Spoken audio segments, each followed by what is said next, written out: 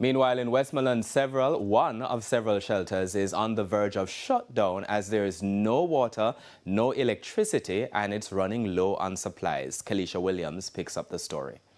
At the Petersfield High School in Westmoreland, children are everywhere. Not unusual on a regular school day, except classes have been suspended and these children live here, for now, with their families. There are close to 150 people at this shelter, most of them now homeless after Hurricane Melissa. We observed more women and small children. We were told there are 38 children and 6 newborns. We met this man with his 4-month-old. He too is homeless. I only go one room and we did in there with him. And he mash up bad. His mother have to run with him. I will go in our next house. And the way the breeze I lift the zinc, man, we have to run out and run go over one of another front concrete house. And the baby, him drop front way with the baby. He lost everything. No one help with the baby. I don't really have no clothes for him. See there, not even socks to put him. Nothing I have for him right now. No, yeah man, there were socks. More some feeding and pampers. Right now, one pampers here, one pampers here, right now.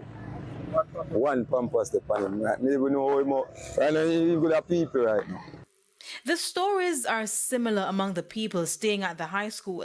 Teachers turned shelter administrators have been doing what they can to assist, like Philippa Walters. So far, the shelter, we have not gotten any assistance. All we have using now are things that the school had in stock. And we know by tomorrow to the other day, we'll be out.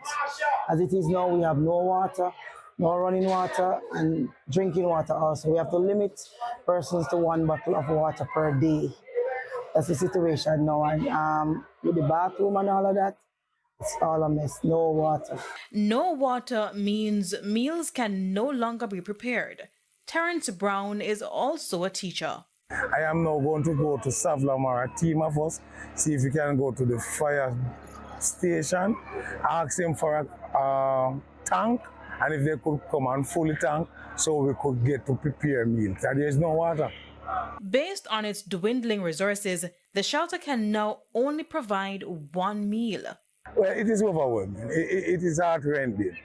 And the people are here, they are trying their best, but they are frustrated. Anger is taking over.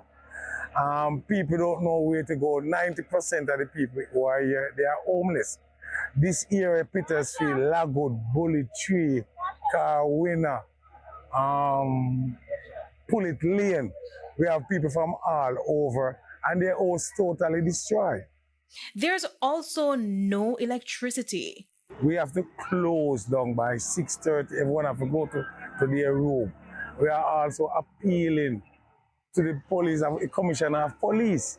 We have no security from the force. I am now going to Sam to speak to the commander in charge, asking if he could get some security during the night.